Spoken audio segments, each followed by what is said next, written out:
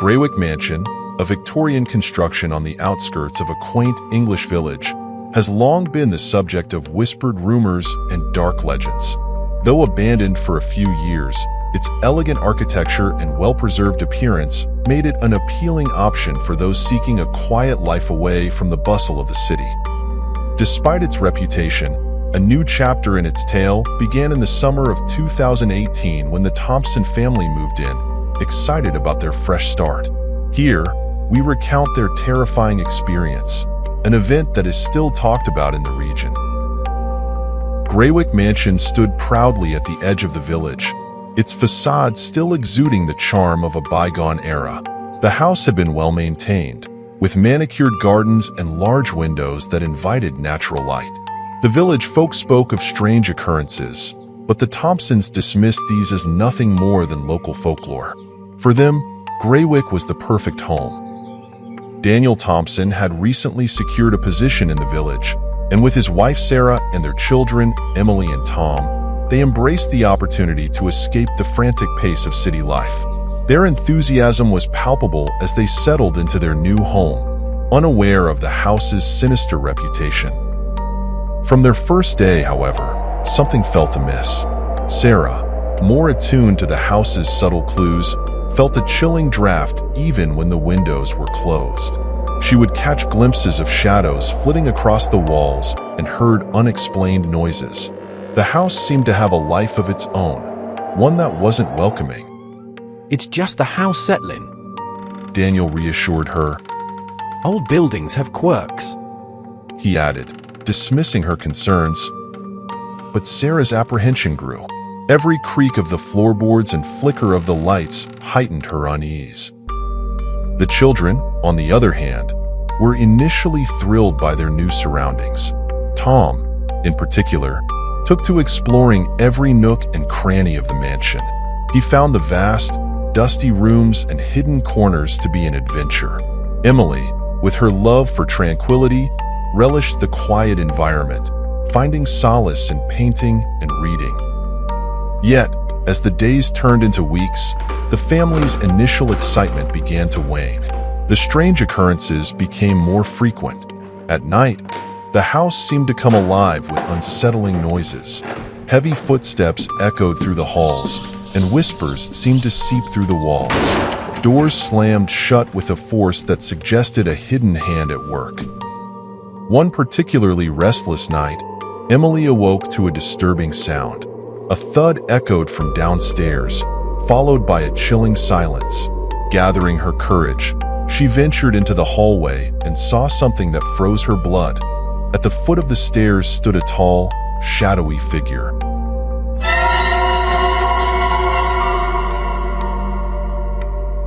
The apparition wore a tattered suit and a top hat, its face an abyss of darkness.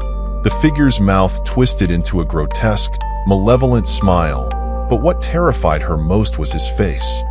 His eyes were two black voids that seemed to absorb light around them. Emily silently backed away, her heart pounding in her chest.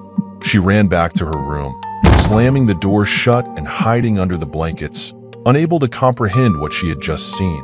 When morning came, the mansion was eerily calm. Emily tried to tell her parents what she had seen, and while Daniel dismissed it as a nightmare, Sarah began to worry. Though Sarah hadn't seen the figure herself, the strange sensations she had been experiencing since they arrived at the house convinced her that something wasn't right. "Daniel, something is wrong in this house," she said in a quiet voice. But he remained skeptical, though he was starting to feel increasingly uneasy about the unexplained events. But the phenomena did not relent. Sarah began hearing a raspy voice whispering her name whenever she was alone. Tom, once fearless, became visibly shaken, claiming that someone followed him on the stairs. Despite his assurances, there was no one there when he turned to look. Sarah's growing desperation led her to the attic one day. Amongst the dust-covered boxes and cobwebs, she discovered an old journal.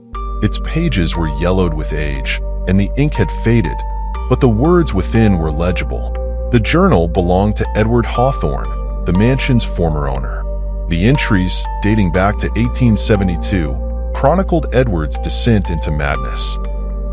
Edward had been a respected figure in the village, but within the confines of Greywick Mansion, he was a monster. Consumed by jealousy and rage, he imprisoned his wife, accusing her of infidelity. His cruelty knew no bounds, and he tortured her until her death.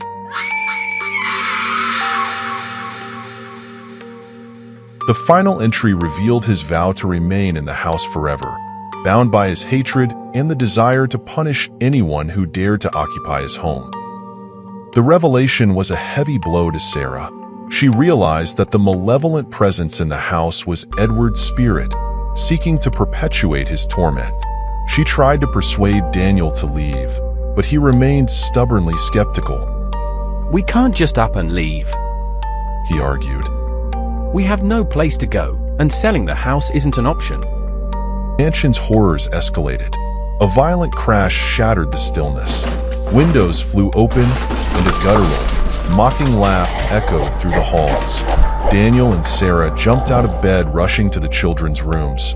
But when they reached the hallway, the lights flickered and suddenly went out. In the dim light, they came face to face with the ghostly figure of Edward. The apparition stood at the end of the corridor, a dark silhouette with eyes filled with hatred. He advanced slowly, his sneer a testament to his unending rage. Daniel tried to move, but it felt as though an unseen force held him in place. "Get out of my house!" roared the ghost, with a voice that seemed to come from the very depths of the earth. The children began to scream, and the sound seemed to enrage the spirit even more. The walls trembled, and the floor beneath their feet began to crack. In a final act of desperation, Sarah ran to the attic in search of the journal. In a last attempt to save her family, she read aloud the words written in Edward's diary. As she read, the entire house seemed to collapse around her. The spirit writhed as though the words were tearing him apart.